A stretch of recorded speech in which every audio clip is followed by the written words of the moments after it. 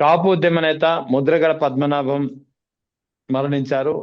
ఆయన అంత్యక్రియలు కూడా ఘనంగా జరిగాయి. సందర్భంగా ఆయన కుమార్తె క్రాంతి తన తండ్రిని చూడడానికి వచ్చిన సందర్భంగా కుటుంబ సభ్యులు తర్వాత ముద్రగడ కోరిక మేరకు నిరాకరించినటువంటి పరిస్థితి. ఇప్పుడు అన్ని అంశాలపై ముద్రగడ మరణించిన తర్వాత, ముద్రగడ బతికున్నంత వరకు ఆయన ఏ విధంగా ట్రోల్ చేశారు, ముద్రగడ చనిపోయి దాదాపుగా 4-5 రోజులు అవుతుంది, ఇంకా అతనిపై ట్రోలింగ్ అనేది ఆగలేదు, ఆపలేదు. ప్రధానంగా తెలుగుదేశం వర్గాల నుంచి కంటే ఎక్కువగా జనసేన వర్గాల నుంచి ఎక్కువగా ఈ ట్రోలింగ్ కనిపిస్తాం. సో ఈ అంశాలపై మాట్లాడేందుకు మనతో జాయిన్ అవుతున్నారు పోలవరం నుంచి ప్రముఖ జనసేన నాయకులు మురళి గారు. నమస్తే సార్. నమస్తే అండి. ముద్రగడ పద్మనాభం వ్యక్తిత్వం ఎలాంటిదో మీ అందరికీ బాగా తెలుసు. ఆయన మరణించినంత వరకు ఆయనపై ట్రోల్ చేశారు. ఇప్పుడు మరణానంతరం కూడా ట్రోలింగ్ ఆపడం లేదు. ఎలా చూడాలి పరిణామాన్ని, ఏమంటారు? ముద్రగడ పద్మనాభం గారి మీద జరిగే ట్రోలింగ్ ఒక నాయకుడికి దక్కవలసిన గౌరవం దక్కకుండా చేయడమే. ఒక నాయకుడు ఒక జాతి కోసం పోరాడాడు సార్. సోషల్ మీడియా వేదికగా చాలా మంది యువత ఏ కులం కోసం అయితే మీరు పోరాడారో పెద్ద అయినా అదే కులం నేడు బానిసత్వానికి అలవాటైపోయి నీ ఆత్మకు శోభించేలా చేసాం, మమ్మల్ని క్షమించమని పోస్టులు పెడుతున్నారు. చాలా బాధగా ఉంది. ముద్రగడ పద్మనాభం గారు 78లో ఎమ్మెల్యేగా గెలిచినప్పుడు ఆయనతో పాటు రాజశేఖర రెడ్డి, చంద్రబాబు నాయుడు గారు గెలిచారు. రాజశేఖర రెడ్డి గారి తండ్రి రాజకీయాల్లో లేడు. చంద్రబాబు నాయుడు గారి తండ్రి ఏం చేస్తాడో ఎవరికి తెలియదు. కానీ ఈ రోజు చంద్రబాబు నాయుడు పరిస్థితి ఏంటి, రాజశేఖర రెడ్డి కుటుంబ పరిస్థితి ఏంటి, అదే విధంగా ముద్రగడ పద్మనాభం గారి పరిస్థితి ఏంటి ఒకసారి చూడండి సోదరులారా. ముద్రగడ పద్మనాభం గారు ఆస్తి 300 ఎకరం, ఈ రోజు 30 ఎకరం కూడా లేదు. ఉన్న ఆస్తి మొత్తం అమ్ముకున్నాడు సార్ రాజకీయాల్లో దిగి ఆయన. వాళ్ళ తాతగారు మున్సిఫ్, వాళ్ళ నాన్నగారు 2 సార్లు ఎమ్మెల్యే, 2 టైమ్స్ ఎమ్మెల్యే. అప్పటికే 1978గా 2 టైమ్స్ ఎమ్మెల్యే వాళ్ళ నాన్నగారు వీరరాఘవయ్య గారు. అది వాళ్ళ ఫ్యామిలీ బ్యాక్గ్రౌండ్. ఏదో కుటుంబ సమస్యలు ఉన్నాయి వాళ్ళకి, క్రాంతికి కుటుంబ సమస్యలు ఉన్నాయి, ఓకే, అందులో నేను దూరదర్చుకోలేదు, మనం మాట్లాడకూడదు. దాన్ని ట్రోలింగ్ చేసి ఒక మహానాయకుడికి దక్కవలసిన గౌరవాన్ని దక్కకుండా చేస్తున్నారు. ఆయన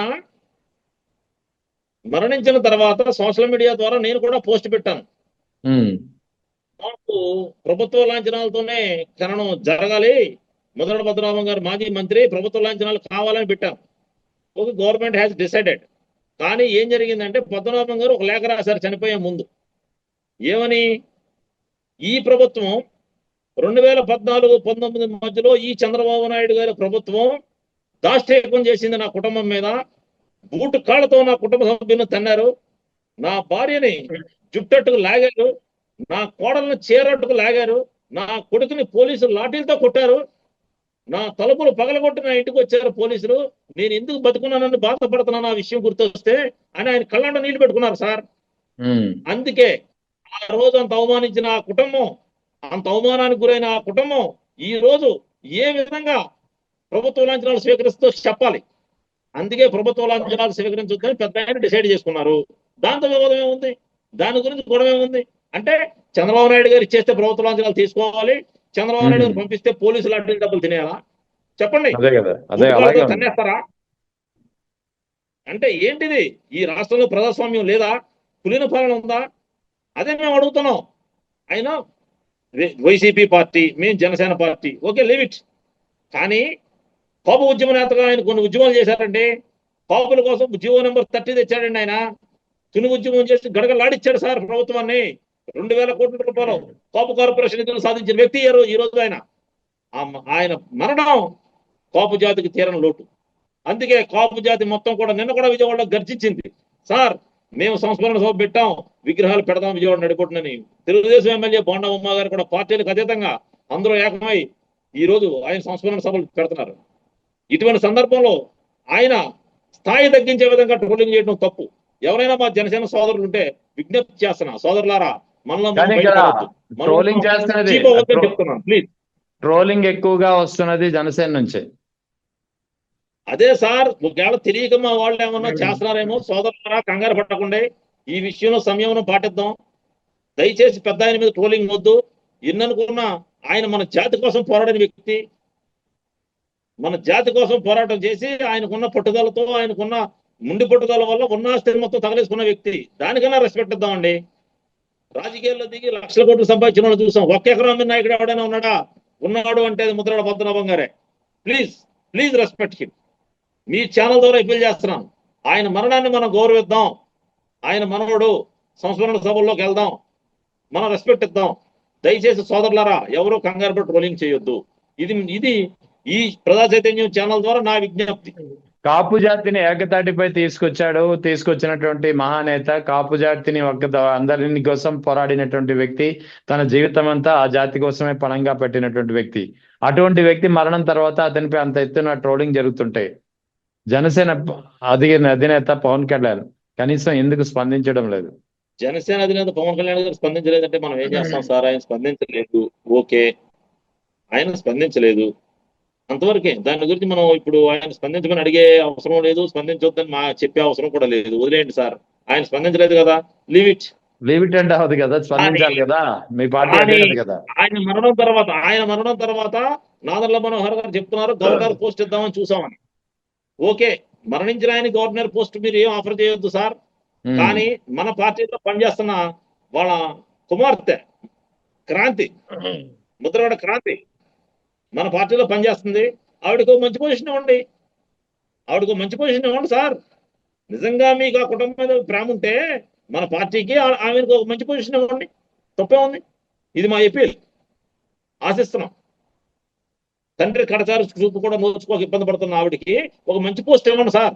సరే, ఇక స్థానిక సంస్థల ఎన్నికల్లో నారా లోకేష్ స్వయంగా చెప్పిన మాటలు, నేను మరొకరు చెప్పిన మాటలు కావు ఇవి. నారా లోకేష్ స్వయంగా చెప్పారు, స్థానిక సంస్థల ఎన్నికల్లో 85:50:5 నిష్పత్తి, 85-15-5 నిష్పత్తిలో తెలుగుదేశం, జనసేన, బీజేపీకి సీట్ల కేటాయింపు ఉంటుందని చెప్పి ఆయన చేసినటువంటి వ్యాఖ్యలు మీకు ఓకేనా? ఇది సార్, కార్పొరేట్ పదవుల్లో ఏం జరిగింది? కార్పొరేషన్ పదవుల్లో ఏం జరిగింది? అప్పుడే స్పందించాలి. ఎవరో స్పందించాల. మాకు దగ్గర మాట్లాడితే వైసీపీ కోవర్ట్, మమ్మల్ని అమ్మేస్తున్నారు వేరే పార్టీకి. మేము వేరే పార్టీ కోవర్ట్లు మాట. ఇప్పుడు స్థానిక సంస్థల ఎన్నికల్లో 15% ఎలా ఒప్పుకుంటుందో జనసేన చూస్తాం. ఇప్పుడు కూడా గొంతెత్తకపోతే ఫ్యూచర్ లో గొంతెత్తే అవసరం లేదు సోదరులారా. మన పార్టీ కలాస్, మన పార్టీని తీసుకెళ్లి బంగాళాఖాతంలో కలిపేయడానికి గేమ్ ప్లాన్ రెడీ అయిపోయింది. జనసేన పార్టీ అనేది ఒక నాదెండ్ల మనోహర్ గారికో పవన్ కళ్యాణ్ గారికో కాదు, ఇది ఒక వ్యవస్థ. దీనిలో కొన్ని లక్షల మంది ఆస్తులు తగలేసుకుని ఉన్నారు. మాలాంటి వాళ్ళు ఎంతో మంది ఉద్యోగాలు వదులుకుని పోరాడం. మనందరం కూడా ఇప్పుడు ప్రశ్నించడమా మరణించడమా తేల్చుకునే పరిస్థితి. దయచేసి జన సైనికులందరూ గొంతెత్తండి ప్లీజ్. పవన్ కళ్యాణ్ గారి దాకా మా న్యూస్ తీరేదాకా షేర్ చేయండి. స్థానిక సంస్థల ఎన్నికల్లో 30% మనకు రావాలి, 10% బీజేపీకి రావాలి, 60% తెలుగుదేశం గెలుపులో మనం కీలక పాత్ర పోషించాం. ఇందులో ఏ విధమైన రాజీ లేదు. పోరాటమే మన పార్టీకి ఆయుధం. ముందుకెళ్దాం. మన 30% మనకు కావాలి.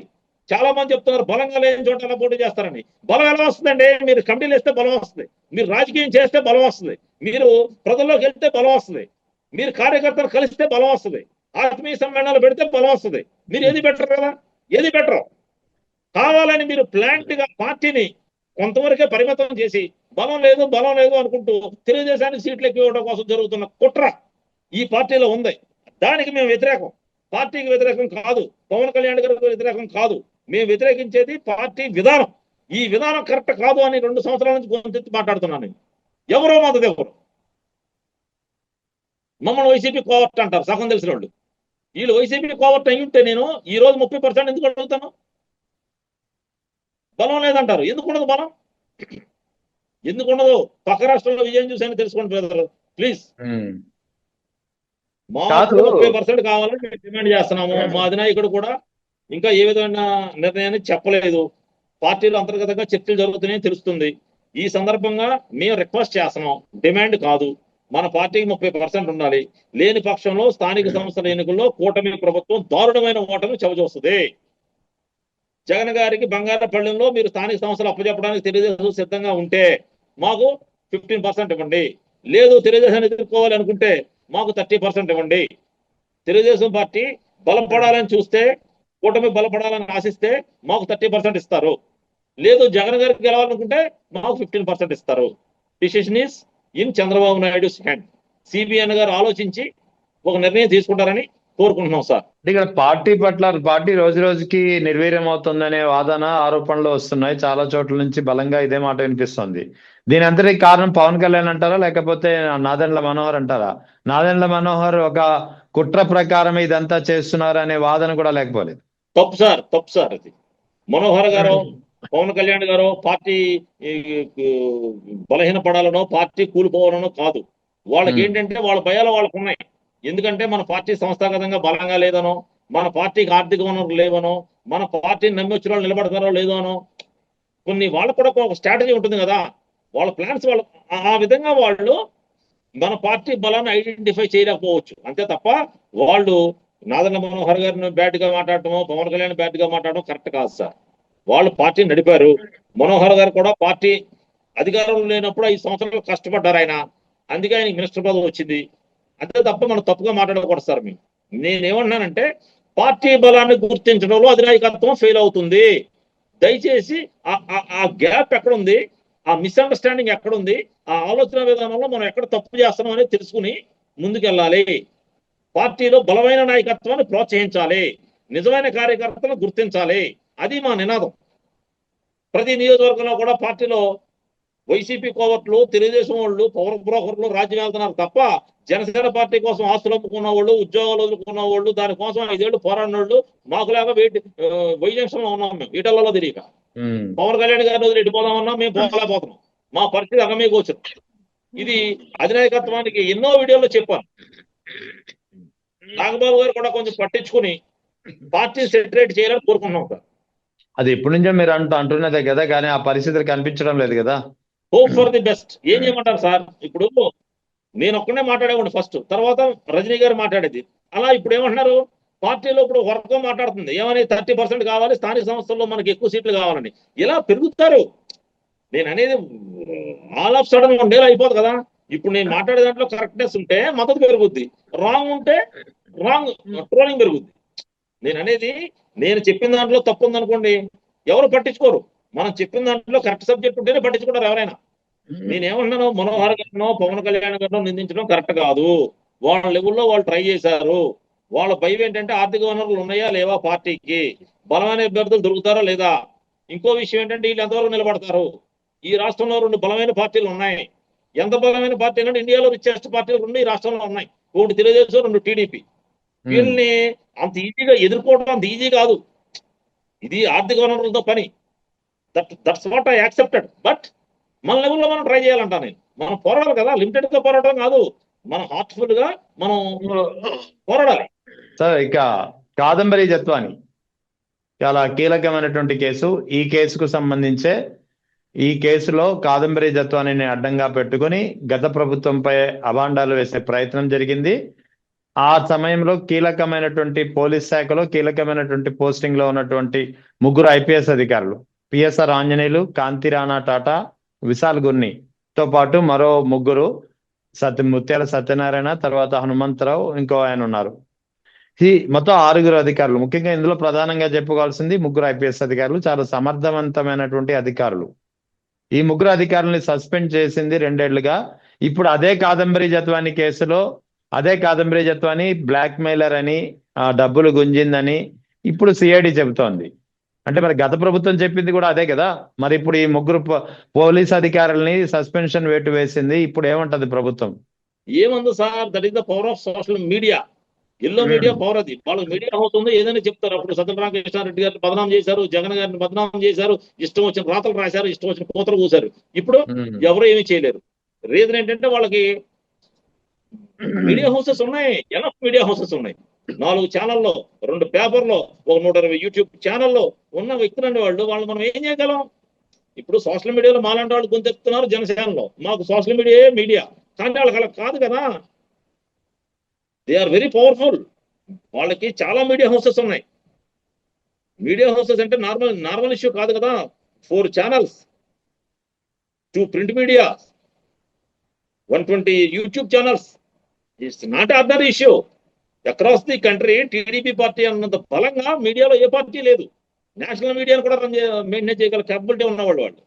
నేషనల్ మీడియాలో ఈ రోజు వార్త వచ్చిందంటే నెగిటివ్గా, రేపు పొద్దున పాజిటివ్ వస్తుంది. చూడండి మీరు, అర్ణబ్ గోస్వామి వీళ్ళ మీద విజృంభించాడు. 1 వీక్ తర్వాత ఏం చేశాడు? Chandrababu Naidu is great leader అంటున్నాడు. That is what I'm telling. వాళ్ళని కాదని ఆంధ్రప్రదేశ్ లో ఏ రాజకీయ పార్టీ కూడా మీడియా విషయంలో ఏమీ చేయలేదు. వైఎస్ఆర్సీపీ కూడా మీడియాలో వాళ్ళతో పోటీ పడలేదు. మేమెంత సార్? అందుకే చెప్తున్నా, వాళ్ళు ప్రజలను పక్కదారి పట్టించడంలో నెంబర్ 1. వాళ్ళని ఏమీ చేయలేము మనం. అందుకే దానికి ఇదే నిదర్శనం. సిఐడి కేసు రన్ అయింది. ఆవిడ బ్లాక్ మెయిలర్ అని చెప్తున్నారు ఇప్పుడు. మరి ఇప్పటి వరకు యాక్షన్ తీసుకున్న పోలీసుల పరిస్థితి ఏంటి? వాళ్ళ కెరీర్ ఏంటి?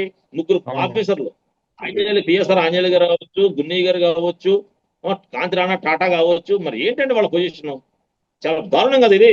ప్రజలు ఆలోచిస్తారు, ఎడ్యుకేటెడ్స్ ప్రజలు ఆల్రెడీ ఆలోచిస్తున్నారు. గ్రౌండ్ లెవెల్ పీపుల్ కూడా ఆలోచిస్తారు. ఓహో, టీడీపీ పార్టీ కేసు పెట్టింది. ఎందుకు పెట్టారంటే ఎలక్షన్ టైంలో బదనాం చేయడానికి కోసం. ఇది ఏమీ లేదు ఇందులో, ఇది కరెక్ట్ కాదా, అమ్మాయి కరెక్ట్ కాదని వచ్చింది రిపోర్టు అని అందరికీ తెలిసిపోతుంది కదా. ఇప్పుడు మొబైల్ ఫోన్ లేనాడు ఎవడో లేడు కదా సార్, సోషల్ మీడియాలో తెలిసిపోద్ది.